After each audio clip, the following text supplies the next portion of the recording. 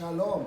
Welcome back to this devotion in the name of Jesus. Shalom, इस devotional में पुनः आपका स्वागत है मसीह यीशु के नाम से। I believe that we all are aware that we are in a series and we call it as end times. और मेरा ये विश्वास है कि हम सभी लोग जानते हैं कि हम एक श्रृंखला में है, सीरीज में है और जिसका शीर्षक है अंत के समय। The Lord was faithful in teaching how the Lord Jesus is going to come down when he comes to take his bride. और परमेश्वर जो है अपने विश्वसनीयता में हमको सिखा रहे हैं कि कैसे प्रभु यीशु मसीह आएंगे जब वो अपने दुल्हन को ले जाने के लिए आने And वाले what हैं। kind of a state that we as the bride of Christ find ourselves. और देखिए दुल्हन होने के नाते यीशु मसीह के हम अपने आप को किस स्थिति में पाते हैं। So that is what we saw all these days. तो इन दिनों में हमने ये देखा। In the next 2 to 3 days, I want us to focus on preparation. As a bride, we need to prepare and we're going to focus on the preparation of the bride. अगले 3 दिन जो है हम देखने वाले हैं कि कैसे दुल्हन होने के नाते हमको ज़रूरी है कि हम अपने आप को तैयार करके रखें। I want us to open our Bibles to Revelation chapter 19 verse 7. प्रकाशित वाक्य की किताब में देखेंगे 19वां अध्याय और 7वां वाक्य। I was most impressed by the B part of this particular verse. और ये 7वें वाक्य का भाग जो है इससे मैं बहुत ज़्यादा प्रभावित हुआ। Nevertheless, I want us to look at the entire verse. हम पूरे वाक्य को पढ़ेंगे। It says, "Let us be glad and rejoice and give him glory, for the marriage of the Lamb has come, and his wife has made herself ready." आओ हम आनंदित और मग्न हो और उसकी स्तुति करें क्योंकि मेमने का ब्याह आ पहुंचा और उसकी पत्नी ने अपने आप को तैयार कर लिया है। I want to make you understand one simple thing. आप ये बात को समझ लीजिएगा। The bride of Christ is a prepared bride. और देखिए यीशु मसीह की जो दुल्हन है वो तैयार है। Not just any and anybody. कोई भी जो है उनकी दुल्हन नहीं हो सकती। When you talk about the preparation, we do not understand the depth that is involved in preparation. जब हम तैयारी के बारे में बात करते हैं तो हम समझते नहीं है कि तैयारी में कितनी गहराई की बातें छिपी हुई हैं। How to prepare ourselves, we have no clue. कैसे हमने अपने आप को तैयार करके रखना है हमको कोई अंदेशा नहीं है। I believe that the Lord wants to talk to us in a very deep and a very strong manner. मेरा विश्वास ये है कि परमेश्वर गहराई से और बहुत ही ठोस रीति से हमसे बात करना चाहते हैं। Especially through our Oriental marriage illustration. और विशेष रूप से ये ओरिएंटल ब्याह का प्रसंग जैसे होता है वहाँ से सीखते हैं। And even as we learn it, और जैसे हम सीखते हैं, understand it, समझते हैं, that we too shall prepare ourselves just the way that the brides of those days prepared themselves. हम भी अपने आप को तैयार करके रखेंगे जैसे उन दिनों में दुल्हनों ने अपने आप को तैयार किया था। My brothers and my sisters, मेरे भाई मेरी बहन, during the days of Jesus Christ, यीशु मसीह के दिनों में the Jewish brides would prepare rather the marriage in the Israel land of Israel was very beautiful and very different thing. और Israel के देश में जिस तरह से विवाह होता है वो बहुत ही अलग रीति से होता है, बहुत ही सुंदर होता है। And Jesus extensively used the illustration of it whenever that he taught. और यीशु मसीह ने इसी का उदाहरण काफी समय दिया जब उन्होंने सिखाया। When he talked about the parable of the 10 virgins, that he was talking about that. जब वो 10 कुंवारियों के दृष्टांत को बता रहे थे तब यही संदर्भ को लेकर वो हमको बता रहे थे। And today, this morning, और इस सवेरे के वक्त I आज want us to have a glimpse of how does a Jewish marriage looks like. हम चाहते हैं कि थोड़ा बहुत झांकी हम देखें कि कैसे ये यहूदी विवाह होता है। Please understand, a Jewish marriage had 3 stages. तो देखिए एक यहूदी विवाह में 3 स्तर होते हैं। Number 1 is the betrothal stage. और पहला स्तर जो है वो मंगनी वाला स्तर होता है। Number 2 is the presentation और stage. दूसरा जो स्तर होता है वो प्रस्तुत करने Number वाला 3 स्तर होता है। is the festive stage. और तीसरी बात जो है उल्लास मनाने का समय होता है। My brothers and my sisters, whenever a marriage took place, the bride was not decided by the groom, but it was the parents of the bride, parents of the groom decided who the bride is going to be. और देखिए ये विवाहों में दूल्हा जो है अपनी दुल्हन को नहीं चुनता था, लेकिन दूल्हा के माता पिता जो है या लड़के के माता पिता जो है वो दुल्हन को चुनते थे। It is so very common to us here in India. अब भारत देश में ये बात दिखाई पड़ती है। Nowadays, this love marriage has become very prominent, आजकल जो है प्रेम विवाह बहुत ज्यादा हो गया है, which has its advantages and it is very good for that matter. जिसके एडवांटेजेस हैं, अच्छी बातें हैं और अच्छा है। But in the Oriental times, लेकिन उन दिनों में, उन समयों rather में, in the olden times, पुराने समयों में, especially during the times of Jesus wishes Christ, रूप से यीशु मसीह के समय में, it is the groom's father who would decide the bride for his son. और देखिए वो लड़के का पिता या दूल्हा, उसका पिता जो है उसके लिए दुल्हन को ले आते। It is not the bridegroom. दूल्हा नहीं देखता अपने लिए दुल्हन। Hallelujah. Hallelujah. So when he decides who's going to be the bride, सो पिता जब निर्धारित करते हैं कि दुल्हन कौन होने वाली he है, will send the son तो वो बेटा को भेजता है and he will send with lots and lots of gifts.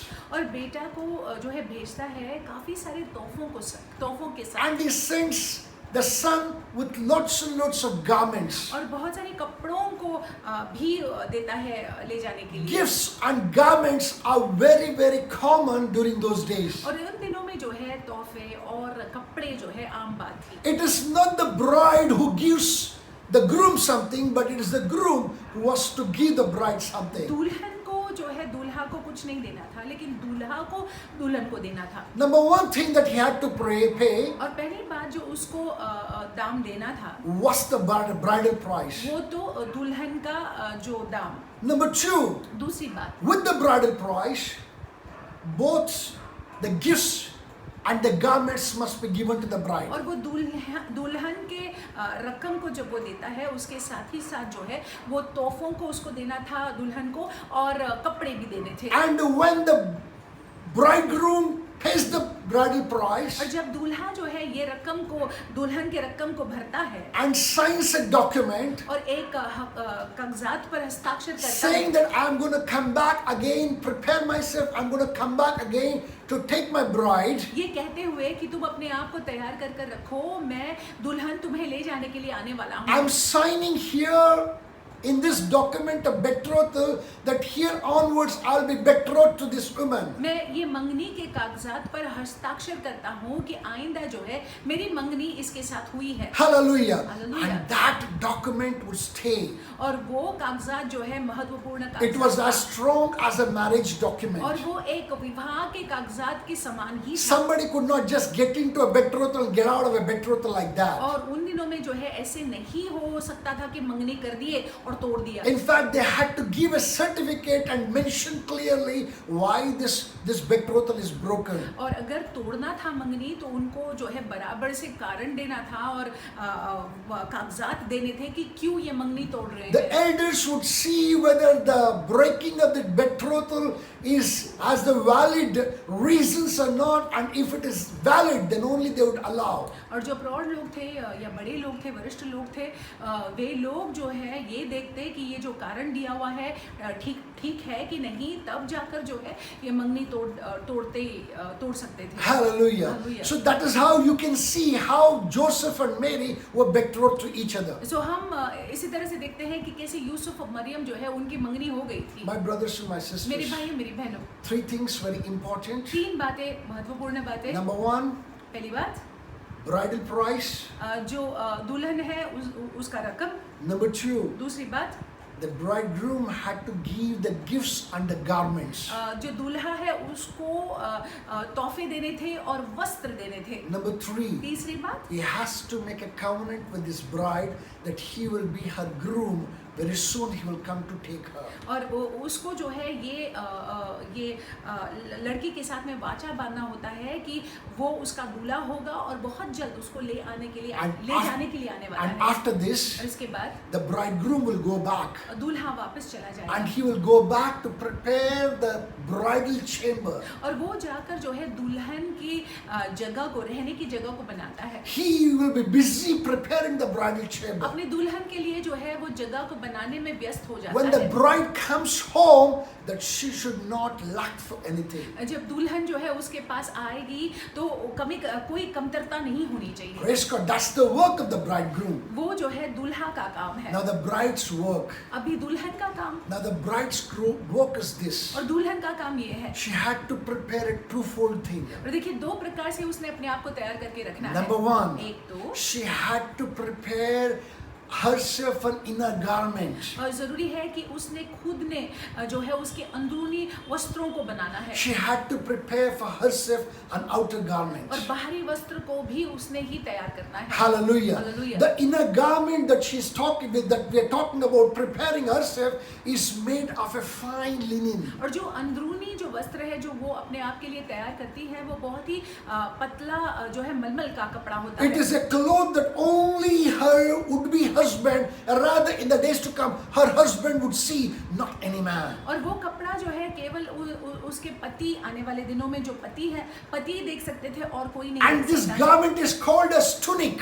और ये जो अंदरूनी पोशाक है उसको टूनिक करके बुलाया जाता And है। then she had to prepare another dress, outer clothing, that is for the rest of the world to see. और बाहरी जो है पोशाक को भी उसने तैयार करना है, और Hallelujah. बाकी के लोग जो है उस पोशाक को देख सकते हैं। Hallelujah. Hallelujah.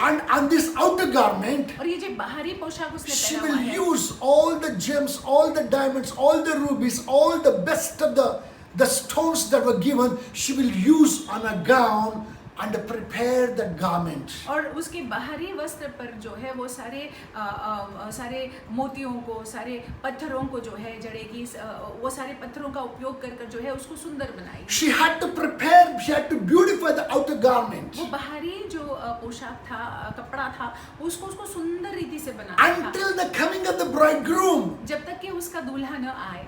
The bride is busy preparing herself for the coming of the वो bridegroom. दुल्हन जो है अपने आप को व्यस्त रखती है वो दूल्हा के आगमन के लिए। Preparing a twofold garment. दो प्रकार से अपने वस्त्र को तैयार करती है। Inner garment, which is called tunic, अंदरूनी वस्त्र जिसको ट्यूनिक कहा जाता the है, outer garment, which is called toga. और बाहरी वस्त्र जिसको टोगा बुलाया जाता My है। brothers and my sisters, मेरे भाइयों मेरी बहनों, after listening to this particular illustration, और इस संदर्भ को सुनने के बाद can you picture a certain thing in your mind? क्या अपने मन में आपका कोई चित्र बनता है? Do you understand what the Lord Jesus has done for us? क्या आप इस बात को समझ पा रहे हैं कि प्रभु यीशु मसीह ने हमारे लिए क्या किया है? Remember, He has paid the bridal price. आप याद रखिएगा, याद कीजिएगा कि उन्होंने जो है दुल्हन के उस दाम को भरा हुआ है। Number one, bridal price. अब पहले तो दुल्हन के दाम को उन्होंने What चुका is the दिया है। bridal price that He has paid? और क्या दुल्हन के दाम को उन्होंने The चुकाया हुआ bridal है? price is His own blood on the cross of Calvary shed for you and me.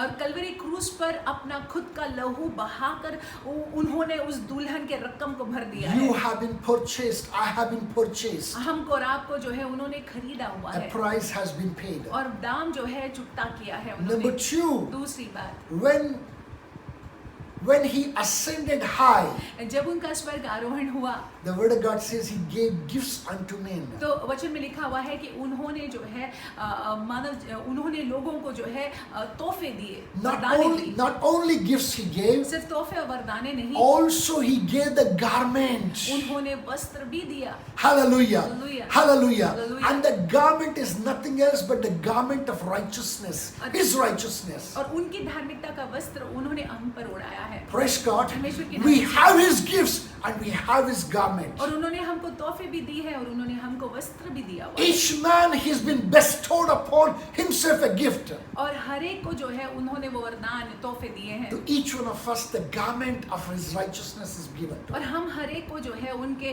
धार्मिकता का वस्त्र दिया हुआ है। Hallelujah. Hallelujah. Number three, तीसरी बात, that He has signed a covenant. और उन्होंने हमारे साथ में वाचा बांधा He है। has made a covenant. हमारे साथ में वाचा बांधा This है। is an everlasting ये covenant. अनंतकालीन वाचा है। This is a covenant that supersedes the covenant that God made under the law of Moses. और देखिए ये वाचा जो है उस वाचा से बढ़कर है, वो न्याय वाली वाचा नहीं है। This is the eternal covenant ये अनंतकालीन वाचा है that He has made concerning you and जो concerning यीशु me. मसीह ने मेरे और आपके साथ में किया। Now your work is आपका काम है to prepare yourself in twofold. दो प्रकार से आप अपने आप को तैयार Rather, कीजिएगा। our work is to prepare in twofold. हमने अपने आप को दो प्रकार से तैयार करना है। Prepare the inner tunic, अंदरूनी टूनिक को तैयार करना है prepare the external toga. और बाहरी टोगा को तैयार करना है। Tunic is all about you aligning your life to the teachings of Jesus और Christ. ट्यूनिक और कुछ नहीं है, लेकिन आप और मैं अपने आप को यीशु के शिक्षण के अनुसार लगाते हैं। You have to bring yourself under the statutes of God Almighty. जरूरी है कि हम और आप जो है परमेश्वर के सिद्धांतों, परमेश्वर की बातों के अनुसार अपने आप को You लाएं। have to develop the fruit of the Holy Spirit. पवित्र आत्मा का फल जो है हमारे अंदर दिखाई पड़े। And that fruit of the Hoली Spirit can come only through the help of the Holy और Spirit. वो पवित्र आत्मा का फल जो है पवित्र आत्मा के द्वारा ही जरिए ही आ सकता है। I'm telling you this tunic that you're preparing, और ये जो आप ट्यूनिक तैयार कर रहे हैं, not any man but God and your Maker and also Jesus Christ alone can see.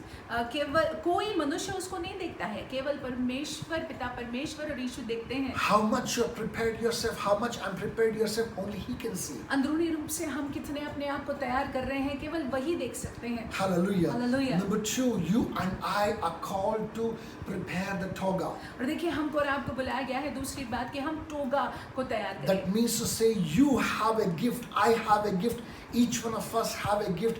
We are called to use the gift and win souls for His kingdom. देखिए इसका मतलब ये है कि हमको और आपको जो है परमेश्वर यीशु मसीह ने तोहफे दिए हैं, वरदाने दिए हैं, उसका उपयोग कर कर जो है हमने लोगों को जीतना है मसीह के लिए। The more souls that you win for the kingdom, जितना ज्यादा आप प्राणों को यीशु के राज्य के लिए जीतते हैं, the more beautiful your external garment will be. उतना ही सुंदर आपका बाहरी जो पोशाक है वो लगेगा। You know, you're using every diamond, every ruby, every precious stone, every pearl that has been given to you in the best possible manner to impress your Lord and your Savior, to impress your groom on that particular day. आप जो है हर एक उन माणिक्यों का उपयोग कर रहे हैं, हर एक वो मूल्यवान गहनों का उपयोग, मूल्यवान पत्थरों का उपयोग कर रहे हैं अपने बाहरी पोशाक को तैयार करने के लिए, ताकि आपका जो स्वामी है वो प्रसन्न हो जाए। Hallelujah. Hallelujah. My brothers and my sisters, मेरे भाई मेरी बहनों, I want to ask you, मैं आपसे पूछना are you चाहूँगा, doing that? क्या आप ऐसा कर रहे हैं? Are you doing that? क्या आप ऐसा कर रहे हैं? Are you preparing yourself क्या आप अपने आप को तैयार कर रहे in हैं your character? अपने चरित्र में? Are you bearing the fruit of the Holy Spirit क्या inside? पवित्र आत्मा का फल आपके अंदर दिखाई दे रहा है? That's number one. ये पहली बात। Number 2, दूसरी बात, are you going out and winning souls for the Lord? क्या आप बाहर जाकर जो है यीशु मसीह के लिए प्राणों को जीत रहे हैं? The Lord has separated you. The Lord has called you. The Lord has purposed a certain purpose for your life. परमेश्वर ने आपको बुलाया है, आपको अलग किया है, आपके जीवन के लिए उनका उद्देश्य है। Are you standing in that call? क्या आप उस बुलाहट में खड़े हैं? Are you standing in that purpose? क्या आप वो उद्देश्य में खड़े हैं? Number 3, तीसरी बात, are you aware of the covenant? क्या आप उस वाचा के बारे में जानकारी रखते He हैं? said that He's going to come. उन्होंने कहा कि वो आने वाले हैं। Is your eyes set upon Him? क्या आपकी आंखें, आपकी दृष्टि उन पर लगी हुई है? I believe that you understand clearly now with the illustration of the marriage, Jewish marriage. और मैं विश्वास रखता हूँ कि स्पष्ट रूप से आप अभी समझ गए होंगे यहूदी विवाह को लेकर जो मैंने आपको समझाया। I want us to ask ourselves these simple questions, आप अपने आप से ये प्रश्नों को पूछिएगा and I want us to answer ourselves. और आप खुद उत्तर दीजिएगा। As you go with these thoughts, जैसे हम इन विचारों के साथ may जाते the हैं, Lord bless you immensely. परमेश्वर आपको आशीषित रखे, May His presence envelop you उनकी उपस्थिति आपको ढाके रहे, in the name of Jesus Yeshu Masih Christ. के नाम से। God bless you. परमेश्वर आपको आशीषित रखे।